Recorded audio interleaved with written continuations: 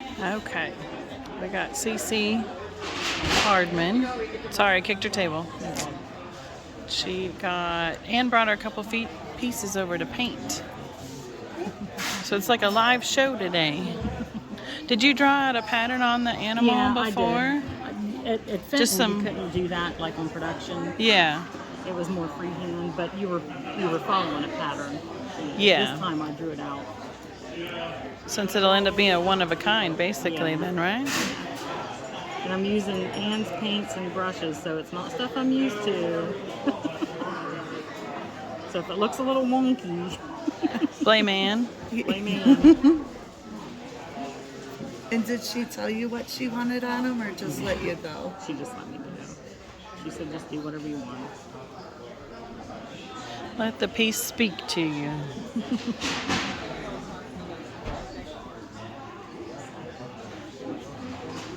Do you do like special orders for people? I do. I've stopped advertising that I do because I'm about 5 years behind. Oh wow! Because the clubs always come first. Yeah. Like I paint for Gala and I paint for both of the national clubs for their conventions, and they always come first. So then everything else gets shoved back. And that's why I didn't have much for this show, because I just don't have time to even paint for myself. Right. Did you figure out how many pieces you brought to the show here this weekend? No, I didn't count them. Oh, okay. I don't have a lot left. But no, you don't. I had them in the other part of my video, so I would be counting them constantly. Wait, I only painted one more? Oh.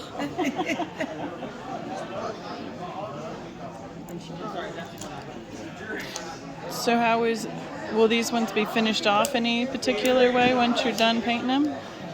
I mean, like, as far as fired, or? Yeah, they get fired after. I think her paints fire at like 3 something. Mm-hmm. The paint that I use fires at 400. Okay. Yeah, do you have like a kiln or something that you fire them on? Yeah. I have a digital kiln, and a lot of people don't have the digital where you can adjust the heat. Yeah. Because a lot of them, it's all or nothing. It's like 2,000 degrees or nothing. Yeah. My mom had a little bitty one that she used for fused glass. Mm-hmm. And you can set that for temperature and a length of time. Yeah, so, that's what ours is too. But you can do that. Hers was just like a square foot. It was really small. I have one of those. I think they called mine a doll kiln, but I called it a jewelry kiln. Okay, it's just a little square. Yeah, I have one. We actually have 3 kilns. Like we need 3 kilns. Well, you paint so fast. You got to fill them up every day, right? But the one is huge. The one is like 4 parts, and it's huge. It's a great big one. I couldn't believe how many they had to put out a day. I know. It's amazing. So, yeah, I'm going to zoom in on that thing over there, see if I can get it. So that little fairy light shade, you said about 25 an hour? Probably, yeah. I would guess that. Because it's a pretty simple design. I mean, we move fast. What, 3 minutes a piece? Barely, isn't it? And then we'd only, you'd only do 1 step at a time. So you'd do like a whole turntable of 1 step at a time. But was it a finished product, that many in an hour? Yeah. Wow. Yeah, unless it has gold or something like that on it, then it goes to someone else. Okay. To put the gold on it. And then it gets fired too, like this one. They would have put this on first, and then it goes back to the gold room to have this done. Oh, so it's fired twice. And usually, you'll find little initials. If you ever see like little initials, sometimes you'll see that beside the painter's name. That's whoever put the gold on. Okay. So like if you see a K.E., then Karen would have done it. So like extra initials than the other painted by. Okay, cool. Now, did she do gold and painting? No, it went 2 different. Karen did, yes. Karen did production like this, and then she also worked in the gold room. And it's funny, the reason they put her in the gold room is because she wouldn't stay in her seat. You see how she is. She's never in one place. Yeah. She just didn't want to be on the video when I came over here. She said, wait, let me get out of the way. So they put her in the gold room, where you have to stay hooked up to an air mask, and it holds you at your desk. That does not sound enjoyable at all. Wow. Yeah. You guys had some amazing conditions that you worked at in that factory. I mean, because I was trying to remember how hot Fetty had said the factory would get. Oh my gosh, out where they were was worse. Yeah. We were at least in the basement. That should help just being just on that floor, but But wow. we all brought in like our own little space heaters and, Yeah. I mean, there was heat, but not enough. Yeah, and then in the summertime it probably was felt It got hot. yeah. Yeah, it got really hot. And we all had personal little fans. It was actually pretty cool though, because if you were on production, you could sit at your desk and listen to books, or just put your headphones on and zone out. I was gonna say, can you like listen to stuff Oh, yeah. too? People brought in little TVs even. That's cool.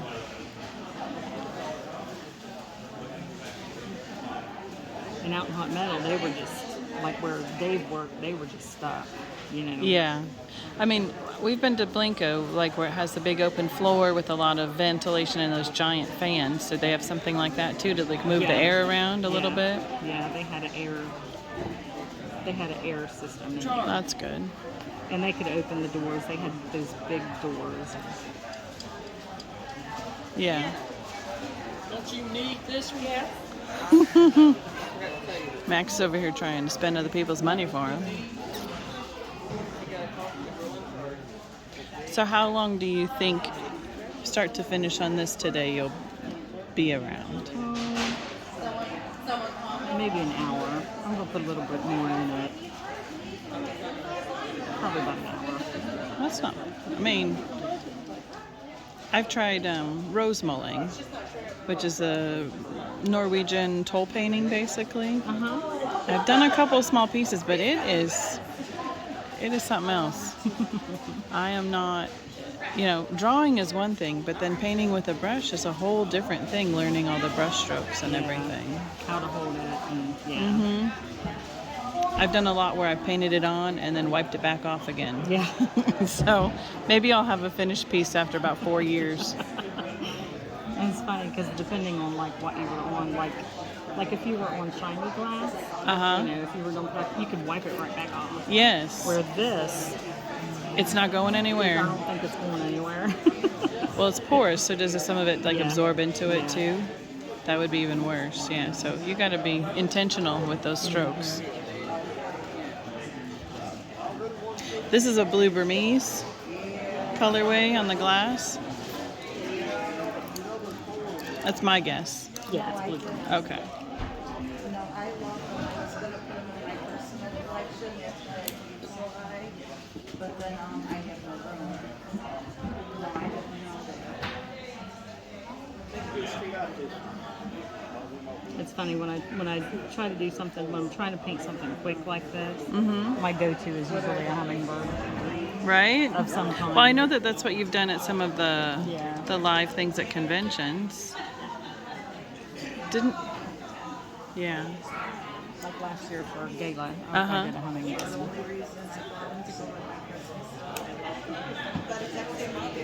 And then the fastest way for me to fill a space is to use like the scroll work and stuff like that. I can never get scroll work to be like symmetrical.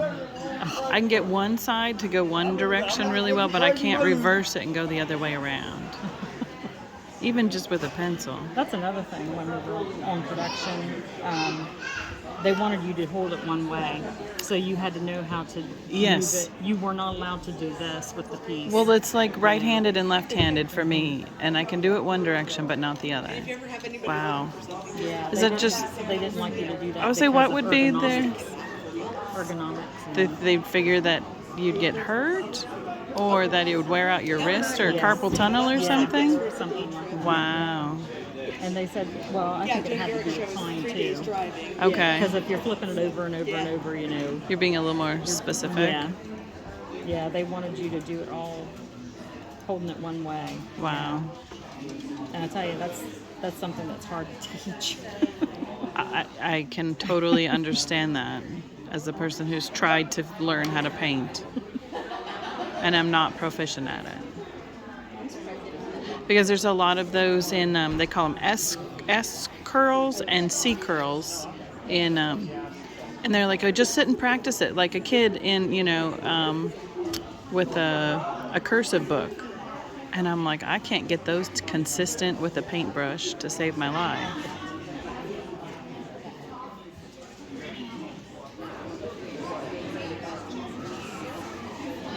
That's about, she brought me a whole for brand new paint. That's not been open yet. 125 on mine. What do you have on yours? She said, what do you want? I said, just grab some. We'll figure it out. What do we have so far in the front, if you don't mind me peeking? Oh, look at him. He showed up fast.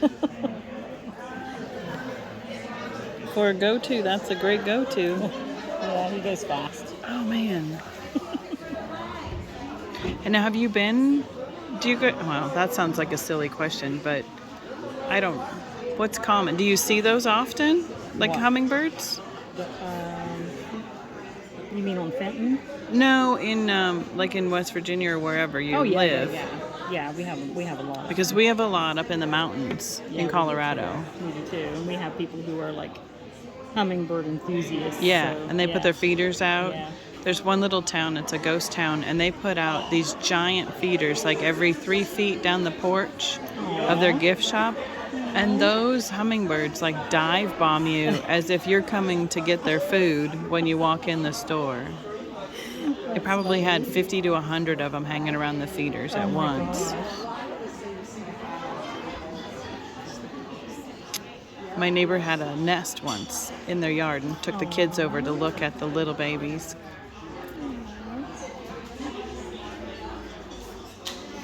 They're amazing little creatures. I just can't afford that, so I'm not looking to spend that much right now.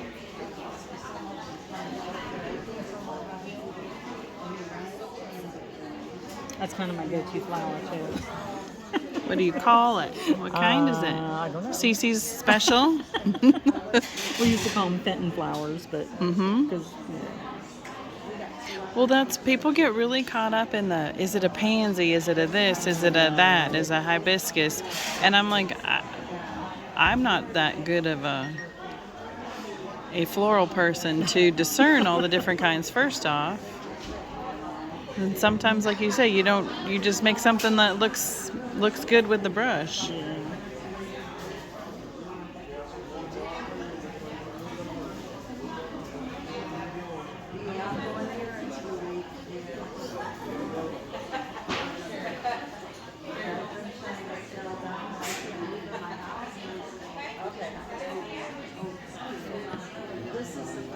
Pinks go well with that colored glass too. blues and purples always look pretty too. Alright, I'll let you know.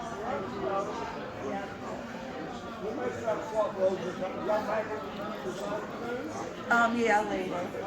Now, did you do any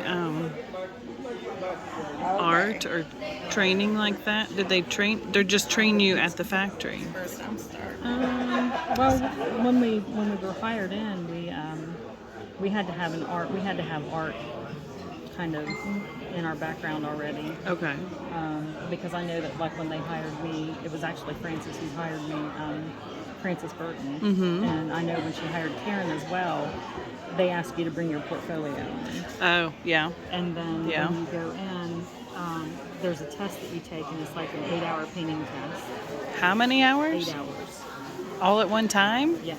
Wow. And if you're able to get the strokes to look anything like theirs, then you're usually hired because they know they can train you the rest. Wow.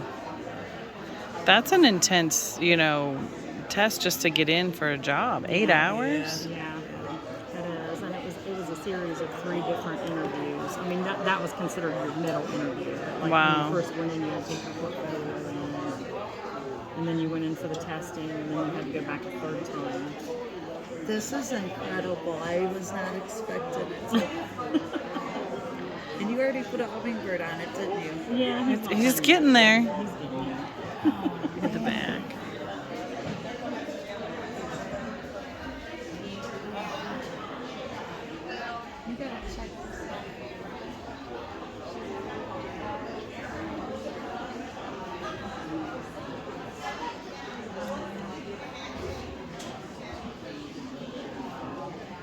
And then after I was there about 2 years, one of our trainers retired, and they were looking for somebody else, and to take the position. And that was to train the designer.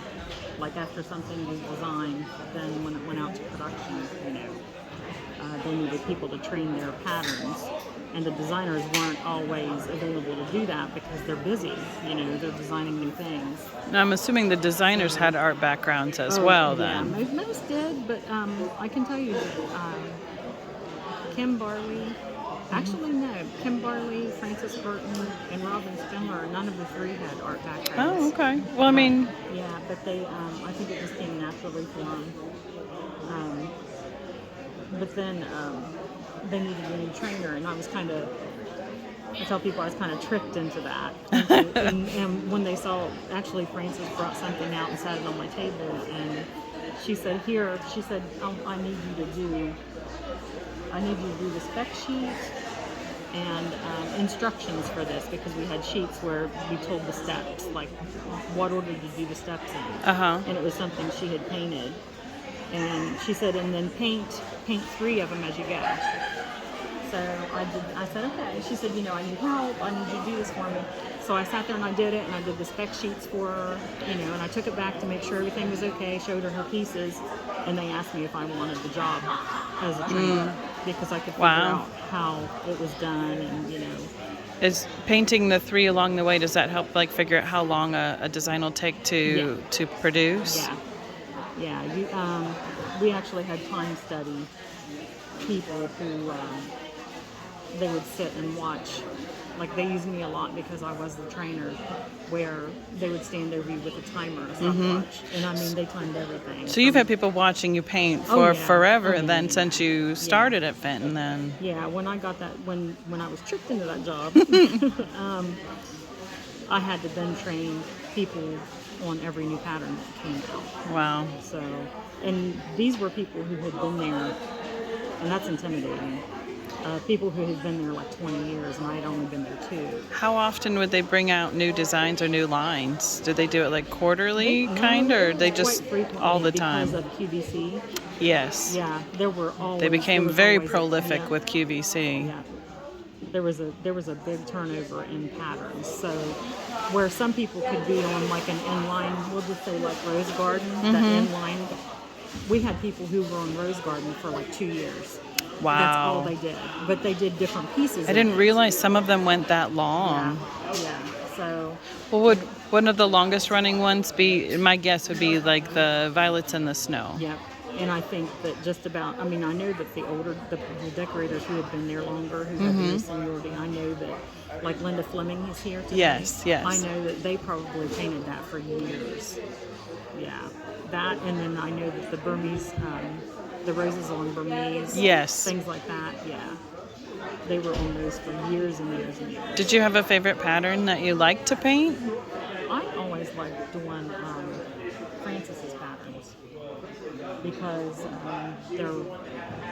I just like the flow. She's into like the curly cues and the Similar style that you like to paint? I've always loved her stuff. But I all of them actually.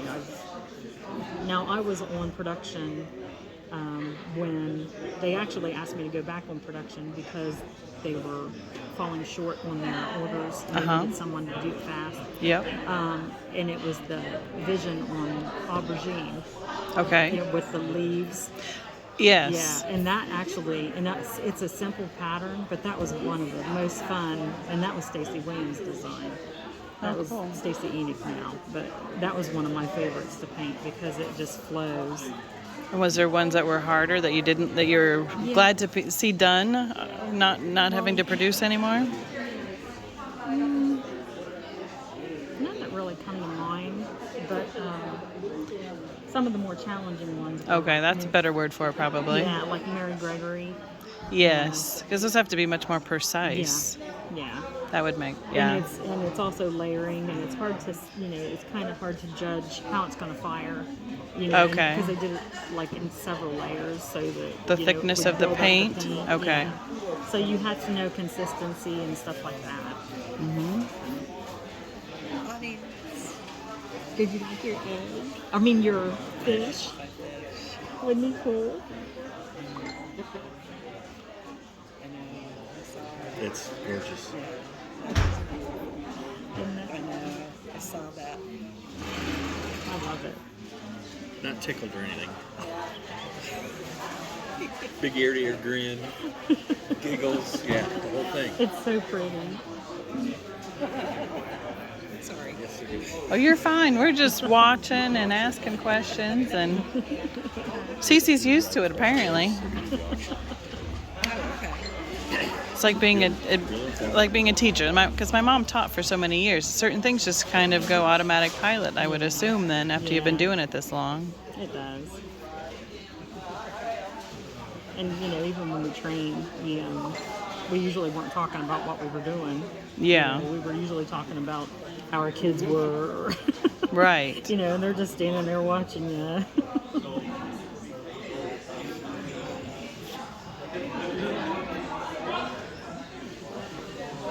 It's funny though, I remember the first time I was invited to one of the conventions, and I was terrified. And the other designers were like, "We've been doing it for years. It's no big deal." It was one of those where you get up in front of everybody like NFGS does. Yes. And they give everybody a speaker. Uh-huh. I was terrified. When they were all painted, all painting together. Yes. I think it's kind of fun though, because then you see just the flow of the art just kind of happens while everybody's answering questions. Yeah. It's a different forum. But you did that for Gala last year. Yeah, I did, and it's easier for me now. If I don't have something to do, I can't speak. It's hard for me. Like I was asked to do a presentation at FAGCA a couple of years ago on the Rices, the founders, and I read from a paper the whole time. Oh, and yeah. hardly looked up. Well, I know that Mom, the first year we went to FAGCA, she really enjoyed doing the tutorial with all the little pucks of glass and doing the violets in the snow. She was just thrilled to do that. It's fun. We love doing that. It's something that's kind of become a staple. It's we do it every year now. Oh, fun. And I think the first time I did that for them was in 2014, and we're still doing it. I think we were there in I remember meeting you. 18, I remember think. meeting you. Because we met you in the parking lot. Well, what was for me, it was like I knew of Fenton, but I didn't know who all the players were, who all the people were. So I was meeting people, and I'm like, oh, okay, great, nice to meet you. I didn't know that all the history everybody had yet. Yeah. I was just meeting who had come.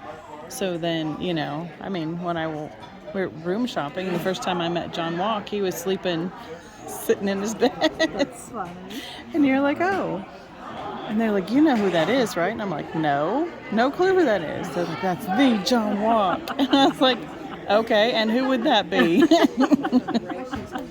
So yeah, it's been fun to figure out who everybody is and what your all history has been with the Fenton and everything too. So I remember you and your mom weren't even sure you were going to stay for NFGS that year. yeah, it was one of the first years that we did a whole summer trip. We were so glad you guys stayed. She loves everything glass, so to be over there where we can go to the West Virginia Glass Museum and Blinko. I mean, she's like a kid in a candy shop at Blinko. And where else did we go? We went up to Cambridge to go to Mosser. We've done. There's another museum too we went to that had the Chris Carpenter exhibit with all the sand carved or the cameo in it. Last year, she loved that too. Wow. And had a Chihuly display in their garden. So it's been fun to find things to go to. Oh, and the Acro Agate, a guy who has a little museum somewhere in West Virginia or something close up there in Ohio. I think I've even seen that. He has a backroom museum attached to his antique shop. Well, that's cool. And he's written a couple books on it. So since my grandmother also collected that kind of was a collection that transferred over that we have gone and investigated as well. So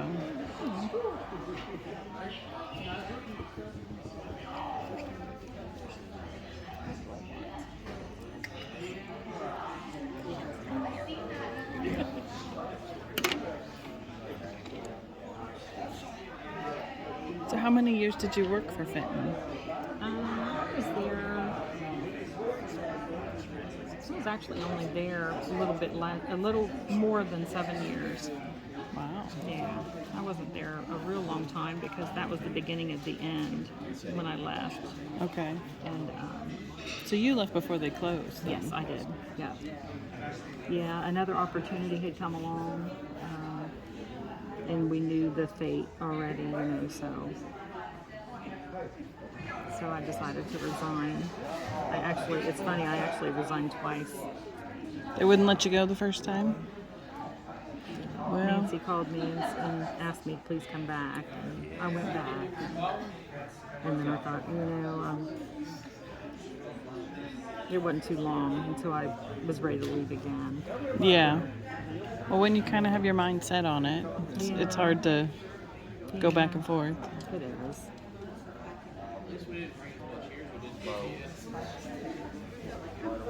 And I loved my job. Well, I think you would loved have it. to keep up with some of those quotas and stuff too. Actually, that's one of the reasons I quit, was because of the quotas. I was put in charge of half of the decorating department, and at that time, we had about 127 decorators. Wow. And I was put in charge of half of them, and then someone else was put in charge of the other half. And our not our only job, but our job was to get their production level. Yes. And it was like beating a dead horse with some. I mean, if someone's been there like 20 years and they can only paint this many an hour, you're not going to get more out of them. Yeah. So. Well, no wonder we can't identify all those painters' names. It's 200 and however many artists. Yeah, at one time we had a lot. Yeah. We had a lot of artists. Because everybody tries to figure out who it is, and I actually had someone ask me yesterday for a name that she didn't recognize, and it was someone who had been there probably about 4 years. I mean, I recognized her, but they said that she wasn't on any list. oh wow. I know there's lots that aren't on lists. Yeah.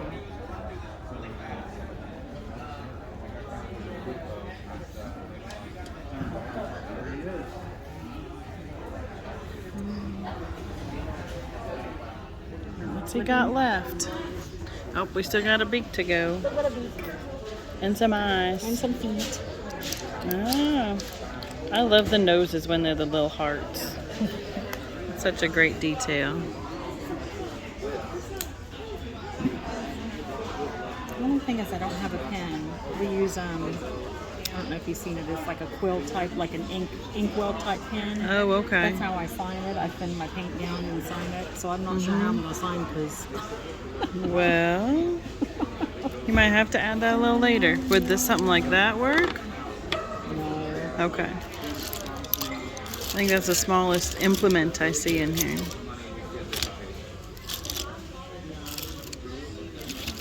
She got a whole boatload of choices for brushes.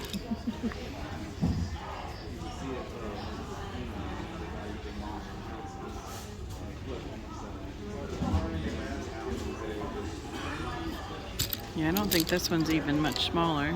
I think it's about the same size. That's the only thing I'm seeing that's different than a brush in there. There's a toothbrush. Would you like to sign with that? Would you like to see me sign with that? That could be a whole new thing. A really big piece might be kind of fun. Have you ever painted on other than glass? Other makers? Other mediums, I guess, or canvases. Oh, yeah. I actually, I was in every art class I could take in high school. Mm-hmm. And I learned, how to paint with oils and things like that. And, sorry, I hold my breath for this part. It's all right. And when I was in the year before my senior year, there was a special senior art class that was by invitation only. Yes. And my art instructor invited me to join. And I actually in that class got to do like cartoons and ads and things like that for the local newspaper. And then we did some postcards for the Hospice Foundation, which were pen and ink.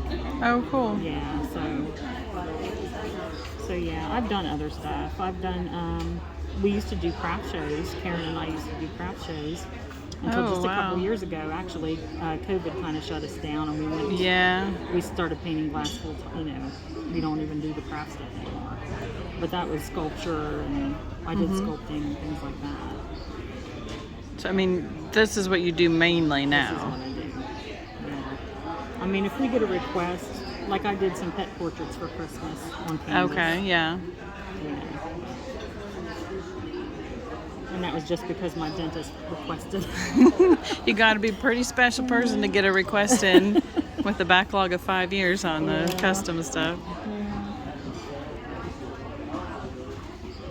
It's and I'll still, on occasion, if someone has like a special request, I will tell you that like if someone's doing a fundraiser or something like that, you know, if someone prematurely passes away or gets cancer, I'll push those to the front, like for benefits. Yeah. So what is your favorite to paint on then? You mean color or piece? Well, do you like have you have a go-to design, but do you like certain pieces? Cats. I like doing cats. Yeah, I mean, that's why we named the name of our, you know, business is Cat Adorn Artistry. It's cat adorn. So, yeah, That makes sense. Yeah, I love painting cats, and that's why we got the cat in the bag mold. And you know, Yep. I just Try. I've always Continue loved that brand. Yeah. That's cool. I like the teal color of that cat you had. That's a beautiful color of glass. That I don't have the center yet, but It's getting a little attitude. Look at the little feet dots on the hummingbird. and then I'll go Cute. back and erase my lines when I'm done, where you can see pencil lines still on there. Okay. What's great about these low fire paints is you can touch them. They dry fast They dry then. fast. Yeah, when we worked at Fenton and used their oil-based paints, you couldn't touch them. You had to keep your hands Wow. out of the paint. That would be hard. Yeah. Because I have a hard time not rest. You know, even with, you draw with marker and you rest your hand and you make a mess. And you can see I use my finger all the time.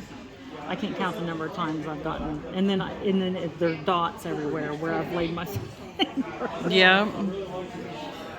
Like who put their fingerprints on there?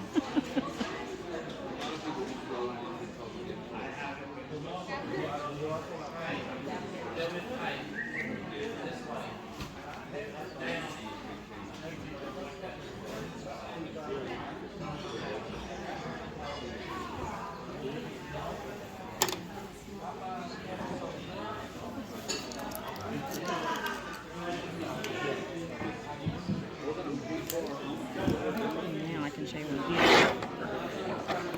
Yes. I love these tools. They make such a consistent mark. It's wonderful. Uh-oh. Got this one. Oh, yes.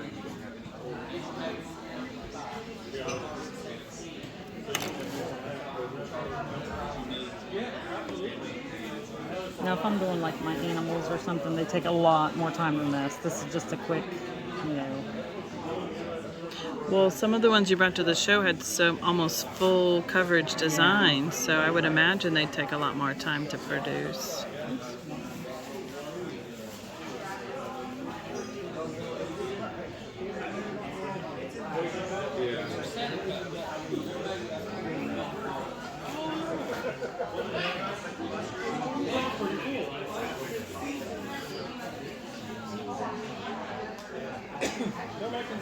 See, and every time you add a detail, I'm like, what's next? Or are you done yet? Are you done yet? Because there's a lot of finishing details that I don't think about, or little accents. And I'm like, oh, well, of course, when you add that, it looks so much more done. But in the process, I'm like, oh, it looks all right. It looks good. I'm definitely not the artist.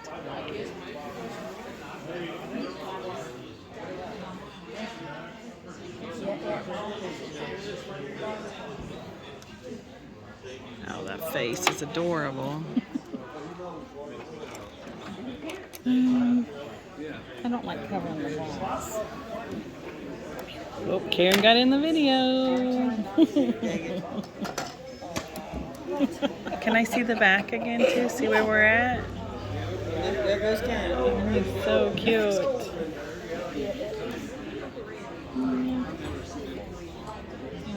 What do you think? Call him done? I think so. All right. Thank you.